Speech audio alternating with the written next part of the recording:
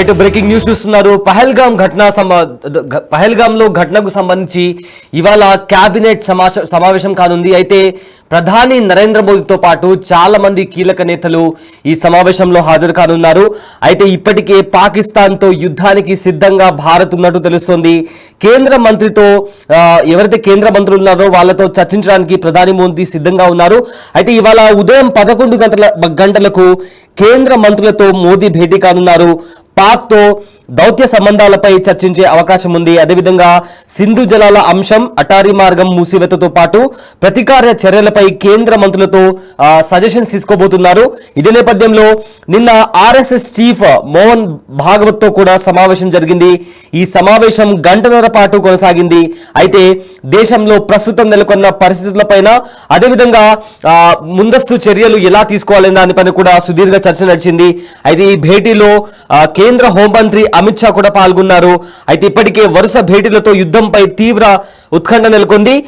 మంగళవారం త్రివిధ దళాల సమావేశంలో కూడా ప్రధాని మోదీ కీలక నిర్ణయం తీసుకున్నారు. ఈ నేపథ్యంలో ఆయన ఎవరైతే ఆర్మీ చీఫ్ ఉన్నారో వాళ్ళందరితో మాట్లాడారు. అయితే ఉగ్రవాదాన్ని అణిచివేయాల్సినదే అనే దేశ సంకల్పంను కూడా ప్రధాని మోదీ ఉద్ఘాటించారు. భారత సాయుధ దళాల సామర్థ్యాలపై తమకు పూర్తి విశ్వాసం ఉందన్నారు. ఇటీవల ఉగ్రదాడిపై ప్రతిస్పందించే విషయంలో అనుసరించాల్సిన పద్ధతులు, లక్ష్యాలు, సమయాన్ని నిర్ణయించే విషయంలో సైన్యానికి పూర్తి స్వేచ్ఛ ఉందన్నారు. అదేవిధంగా చీఫ్ ఆఫ్ డిఫెన్స్ స్టాఫ్ సహా త్రివిధ దళాల అధిపతుల్లో ఉన్నత స్థాయి సమావేశం సందర్భంగా ప్రధాని మోదీ ఈ వ్యాఖ్యలు చేశారు. అయితే పహల్గాం ఉగ్రదాడి అనంతరం దేశంలో అంతర్గత భద్రత, సరిహద్దుల్లో నెలకొన్న పరిస్థితులపై ప్రధాని మోదీ తన నివాసంలో కీలక సమావేశం ఏర్పాటు చేశారు. దాదాపు గంటన్నర పాటు సాగిన ఈ భేటీలో రక్షణ మంత్రి రాజ్నాథ్ సింగ్, జాతీయ భద్రతా సలహాదారుడు అజిత్ దోవల్, అదేవిధంగా chief of defence staff CDS Anil Chauhan, army chief general Upendra ద్వివేదితో పాటు navy chief admiral Dinesh K Tripathi, ఆయనతో పాటు air chief marshal Amar Preet Singh కూడా పాల్గొన్నారు. అయితే ఈ సందర్భంగా పాకిస్తాన్ కి సంబంధించి కొన్ని కీలకమైన అంశాలను ప్రస్తావించారు ప్రధాని మోదీ. ఉగ్రవాదులు వారిని పెంచి పోషిస్తున్న వారిని పాతాళంలో తొక్కేస్తామని కూడా స్పష్టం చేసినట్టు తెలుస్తుంది. అంతేకాకుండా వారి ఊహకందని రీతిలో చర్యలు ఉంటాయని కూడా చెప్పినట్లు సమాచారం.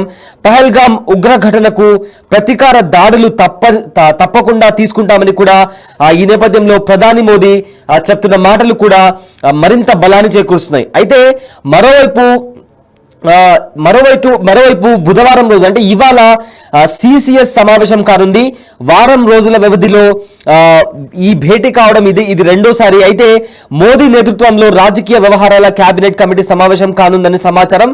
ఇందులో సిసిఎస్ లోని 5 సభ్యులతో పాటు రవాణా, ఆరోగ్య, వ్యవసాయ, రైల్వే మంత్రులు ఉన్నారు. ఇలా కీలక భేటీలు జరిగే ఈ విధంగా ఒకే రోజు చాలా కీలక భేటీలు జరుగుతున్న నేపథ్యంలో చాలా ప్రాధాన్యత సంతరించుకుంది. అయితే పహల్గాం దాడి తర్వాత భారత ఆర్మీ చాలా కీలక నిర్ణయాలు తీసుకుంది. సింధు జలాల ఒప్పందం కావచ్చు, అటారీ బార్డర్ దగ్గర రాకపోకలకి సంబంధించి కావచ్చు, ఇండియాలో ఉన్న పాకిస్తాన్ హై కమిషన్ కి సంబంధించి కావచ్చు, లేకపోతే ఎవరైతే ఇండియాలో పాకిస్తాన్ పౌరులు ఉన్నారో వారు తక్షణమే దేశం వదిలిపెట్టి వెళ్ళిపోవాలని కూడా ఇలా పలు కీలకమైన అంశాలకు సంబంధించి కొన్ని కీ డెసిషన్స్ కూడా తీసుకున్నారు. అయితే ఇప్పటికే సిసిఎస్ మీటింగ్ జరిగింది. అదేవిధంగా ఆర్మీ చీఫ్, త్రివిధ దళాలకు సంబంధించిన ఆర్మీ చీఫ్ ఎవరైతే ఉన్నారో వాళ్ళ ముగ్గురిని కూడా కలిశారు. దాని తర్వాత రాజ్నాథ్ సింగ్ కూడా సపరేట్ గా ఆర్మీ చీఫ్ ఎవరైతే ఉన్నారో దాంతో పాటు త్రివిధ దళాలకు సంబంధించిన అధిపతులతో కూడా వాళ్ళు డిఫెన్స్ మినిస్టర్ రాజ్నాథ్ సింగ్ మాట్లాడడం జరిగింది. ఆ తర్వాత రాజ్నాథ్ సింగ్ ప్రధాని మోదీతో భేటీ అయ్యారు అండ్ కేబినెట్ మీటింగ్ కూడా జరిగింది. అదేవిధంగా ఇప్పుడు ప్రజెంట్ ఇలాంటి భేటీలు కంటిన్యూస్ గా జరుగుతున్నాయి. సో ఇప్పటికే ప్రధాని మోదీ ఆర్మీకి సంబంధించి మీకు పూర్తి స్వేచ్ఛను ఇస్తున్నాను, మీరు ఎలా చేస్తారో టైంకి సంబంధించి కావచ్చు, స్ట్రాటజీకి సంబంధించి కావచ్చు, ఏ రకంగా మీరు ప్లాన్ చేసుకుంటారో కంప్లీట్ గా మీకు ఫుల్ ఫ్రీడమ్ ఇస్తానంటూ కూడా ఇప్పటికే ప్రధాని మోదీ గ్రీన్ సిగ్నల్ ఇచ్చినటువంటి పరిస్థితి కనిపిస్తుంది.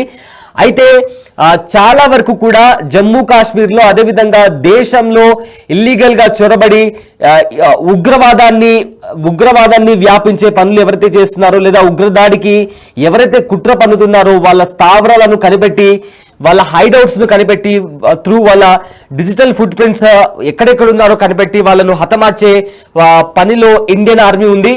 ఇప్పటికే జమ్మూ కాశ్మీర్లో కూడా కొన్ని చోట్ల ఎన్కౌంటర్ జరిగింది. ఎన్కౌంటర్లో లష్కర్ ఏ తోయిబా కీలక కమాండర్ అయిన అల్తాఫ్ అలీని కూడా ఇండియన్ ఆర్మీ హతమార్చింది.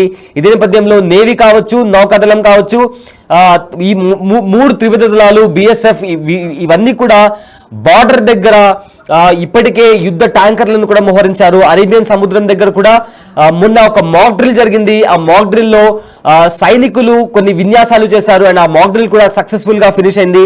సో మొత్తం మీద ప్రధాని మోదీ ఇండియన్ ఆర్మీకి సంబంధించి గ్రీన్ సిగ్నల్ ఇచ్చింది. కంప్లీట్ గా మీకు ఫుల్ ఫ్రీడమ్ ఇస్తున్నామని కూడా చెప్పింది. అయితే ఈ అంశానికి సంబంధించి మరింత సమాచారం మా ప్రతినిధి శివ అందిస్తారు. రైట్ శివ, ఇప్పటికే కొన్ని కీలక సమావేశాలు జరిగాయి, అలానే త్రివిధ దళాలకు సంబంధించిన సమావేశాలు జరిగాయి. ఇప్పుడు సిసిఎస్ మీటింగ్, దాని తర్వాత క్యాబినెట్ మీటింగ్ కూడా జరగబోతుంది. సో మొత్తం మీద ఇప్పటికే ప్రధాని మోదీ కూడా ఆర్మీకి ఫుల్ పవర్స్ ఇచ్చేసినట్టు కూడా మనకు తెలుస్తుంది. సో మొత్తం ఈ అంశాన్ని ఎలా చూడొచ్చు అండ్ రాబోయే రోజుల్లో భారతదేశానికి సంబంధించిన ఎలాంటి స్టెప్స్ తీసుకోబోతుంది ఇండియా?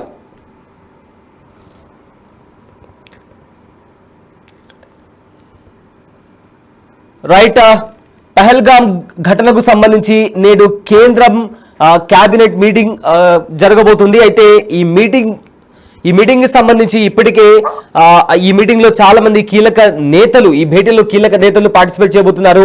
అయితే దీనికి సంబంధించిన మరింత సమాచారం మా ప్రతినిధి శివ అందిస్తారు. రైట్ శివ, ఇవాళ క్యాబినెట్ భేటీ కానుంది, దీనికి సంబంధించిన అప్డేట్స్ ఏంటి? సైడ్ ఢిల్లీ వ్యక్తిగా కీలక పరిణామాలు చోటు చేసుకుంటున్నాయి. పెహల్గాం ఉగ్రవాదుల కాల్పుల ఘటనపై కీలక సమావేశం అనేది ప్రధాని నరేంద్ర మోదీ అధ్యక్షతన నిన్న తన నివాసంలో జరిగింది. ఈ సమావేశంలో త్రివిధ దళాధిపతులు, రక్షణ శాఖ మంత్రి, కేంద్ర జాతీయ భద్రతా సలహాదారు అజిత్ డోవల్ కూడా సమావేశంలో పాల్గొన్నారు. సమావేశంలో పలు కీలక నిర్ణయాలు తీసుకున్నారు. అయితే మొత్తం యుద్ధానికి సంబంధించి సైన్యానికి కంప్లీట్ స్వేచ్ఛ ఇస్తున్నామంటూ కూడా ప్రధాని నరేంద్ర మోడీ చెప్పారు. ఇక ఉగ్రవాదాన్ని ఎట్టి పరిస్థితుల్లో సహించుకోమని కూకుట్టు వేడతో బెదిరిస్తామంటూ కూడా ప్రధాని ప్రకటించారు. ఉగ్రవాదంపై పోరులో భారత సైన్యానికి పూర్తి స్వేచ్ఛ ఇస్తున్నట్లు చెప్పారు. దాంతో పాటు 140 కోట్ల భారతీయులకు సైన్యంపై పూర్తి నమ్మకం, విశ్వాసం ఉందని ప్రధాని వెల్లడించారు. పెహల్గాం లో కాల్కు తెగబడి అమాయకులను పొట్టన పెట్టుకున్న వారిని ఎట్టి పరిస్థితుల్లో వదిలిపెట్టబోమంటూ కూడా ప్రధాని ఉగ్రవాదులను హెచ్చరించారు. ఇక ఉగ్రవాదులకు సహకరిస్తున్న వారికి తగిన జవాబు ఇస్తామనేది ప్రధాని నిన్నటి సమావేశంలో చర్చించారు. గతంలో కూడా ఒక బహిరంగ సభలో కూడా కీలక వ్యాఖ్యలు చేశారు. ఎవరైతే ఉగ్రవాదులకు సహకరించారో, వారికి ఆశ్రయం ఇచ్చారో వారందరినీ కూడా తుడిచిపెట్టేస్తున్నట్టు కూడా ఘాటు వ్యాఖ్యలు కూడా ప్రధానం చేశారు. ఇక మళ్ళీ భారత్ వైపు కన్నెత్తి చూడకుండా సైన్యం స్ట్రాంగ్ రివెంజ్ తీర్చుకుంటుందనే నమ్మకం తనకుందంటూ కూడా ప్రధాని నరేంద్ర మోడీ హార్స్ కామెంట్ చేశారు. ఇక దీనితో పాటు ఈ రోజు కీలక పరిణామాలకు వేదిక కాబోతోంది ఢిల్లీ. ఈ మూడు సమావేశాల్లో ప్రధాని నరేంద్ర మోడీ పాల్గొనబోతున్నారు. ఈ 3 సమావేశాలు కూడా కీలక నిర్ణయాలు తీసుకోబోతున్నారు. ఈ రోజు ఉదయం 11 గంటలకు కేంద్ర కేబినెట్ సమావేశం జరుగుతుంది. ఈ సమావేశం ముగిసిన తర్వాత కేంద్ర కేబినెట్ సెక్యూరిటీ సబ్ కమిటీ సమావేశం జరగబోతుంది.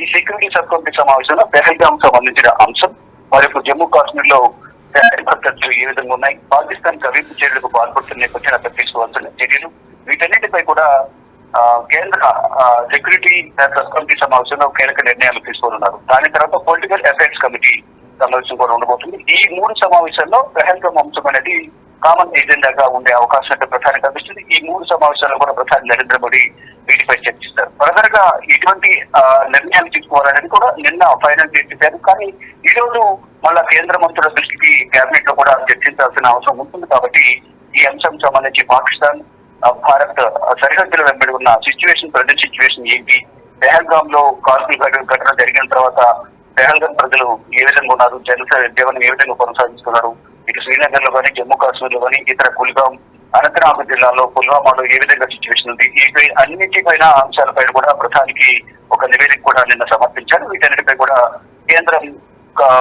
కేంద్రంలో ఉన్న కేంద్ర కేబినెట్ లో ఉన్న సభ్యులందరికీ కూడా ప్రధాని నరేంద్ర మోదీ వీటిపై వివరించనున్నారు. మొత్తంగా చూసుకుంటే యుద్ధం ఎప్పుడు జరగానే సిద్ధంగా ఉన్నామంటూ కూడా వివిధ దళాధిపతులు ప్రధాని నరేంద్ర మోదీకి నేను తెలియజేశారు. ఈ రోజు సెక్యూరిటీకి సంబంధించిన కేంద్ర కేబినెట్ సెక్యూరిటీ సబ్ కమిటీ సమావేశంలో కూడా మరికొన్ని కీలక నిర్ణయాలు తీసుకుని దానికి సంబంధించి అధికారిక ప్రకటన సయ్యద్.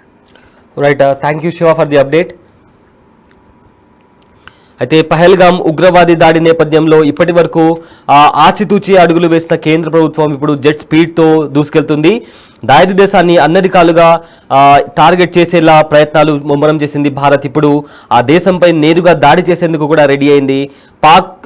పాక్తో ఉద్రిక్తత వేళ తన నివాసంలో chief of defence staff general అయిన అనిల్ చౌహాన్, రక్షణ శాఖ మంత్రి Rajnath Singh, national security adviser Ajit Doval, అదేవిధంగా త్రివిధ దళాధిపతి ఎవరైతే ఆర్మీ చీఫ్ ఉన్నారో వాళ్లతో కూడా ప్రధాని మోదీ కీలక భేటీ నిర్వహించారు.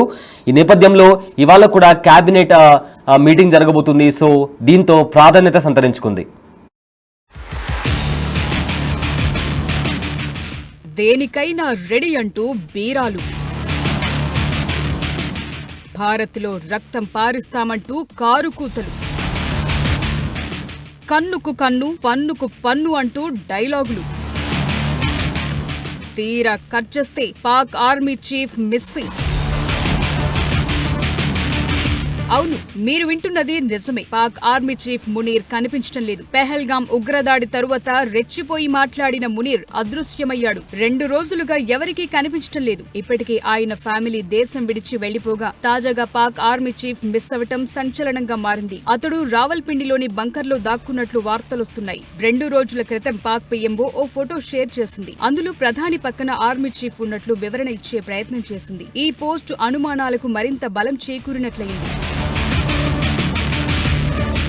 పెహల్గాం ఉగ్రదాడికి భారత్ ప్రతీకారం తీర్చుకుంటుందనే భయం పాక్ ఆర్మీకి పట్టుకుంది. దేనికైనా సిద్ధం, యుద్ధానికి రెడీ అంటూ పైకి మేకపోతు గాంభీర్యాలు ప్రదర్శిస్తున్న లోలోపల గజగజ వణికిపోతోంది. ఇండియాతో పెట్టుకుంటే ఏం జరుగుతుందో పాక్ కు బాగా తెలుసు. గతంలో జరిగిన అనుభవాలు కళ్ల ముందే ఉన్నాయి. సర్జికల్ స్ట్రైక్స్, ఎయిర్ స్ట్రైక్స్ ను ఇంకా మర్చిపోలేదు. ఈసారి భారత్ నుంచి అంతకు మించి రియాక్షన్ ఉంటుందని భావిస్తోంది పాక్.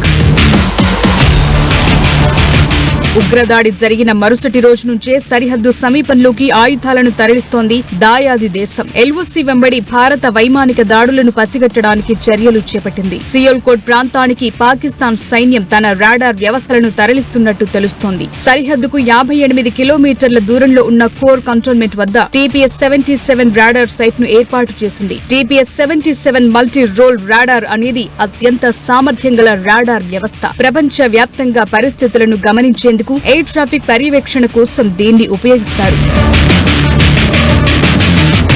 ఇటు పీఓకేలోని ఉగ్రవాద లాంచ్ ప్యాడ్లను ఖాళీ చేయిస్తున్నట్లు తెలుస్తోంది. ఉగ్రవాదులను ఆర్మీ షెల్టర్లు, బంకర్లకు తరలించడం ప్రారంభించింది. పీఓకే ప్రాంతమంతటా చాలా లాంచ్ ప్యాడ్లు ఉన్నట్లు భారత భద్రతా సంస్థలు గుర్తించిన కొంతసేపటికి పాకిస్తాన్ ఈ చర్య తీసుకుంది. ఖ్యల్, సర్ది, దుధ్నియల్, అత్ముఖం, జురా, లిపా, పచ్చిబన్, ఫార్వర్డ్ కహుటా, కోట్లీ, ఖుయిరెట్ట, మంధర్, నిఖైల్, చమన్కోట్, జంగోట్ నుండి ఉగ్రవాదులను తరలించినట్టు నిఘా వర్గాలు చెప్తున్నాయి. పాక్ చర్యలను ఇండియన్ ఆర్మీ ఎప్పటికప్పుడు పసిగడుతోంది. ఇప్పటికే ఎల్ఓసి వెంబడి నిఘా పెంచింది. ఫ్రంట్ లైన్ ఫైటర్ జెట్స్ తో విన్యాసాలు, కాల్పులు ఎవరు జరిపారో కూడా తనకు తెలియదని వివరించాడు. బారాముల్లా, నాగిన్ పోస్టు దాడుల్లోనూ ఇదే ఎంఓ ఉంది. దాంతో ఆ దిశగా దర్యాప్తు చేస్తోంది. ఈ 4 దాడుల్లోనూ పాక్ ఆర్మీ పాత్ర ఖచ్చితంగా ఉందని చెప్తున్నాయి దర్యాప్తు సంస్థలు. పెహల్గాం దాడిలో పాల్గొన్న 4 ఉగ్రవాదుల్లో ఒకడైన హషిం మూసా పాక్ సైన్యంలో పారా కమాండోగా పనిచేసినట్లు తేలింది. 2022లో ఉద్యోగంలో నుంచి తొలగించడంతో లష్కరే తోయిబాలో చేరాడు. 2023లో బార్డర్ క్రాస్ చేసి వచ్చాయి. వీరిలో చాలా మంది తమకు మూసా తెలుసని సమాధానమిచ్చినట్లు తెలిసింది. దీంతో పాక్ ఆర్మీ పాత్రపై లోతుగా దర్యాప్తు చేస్తోంది NIA.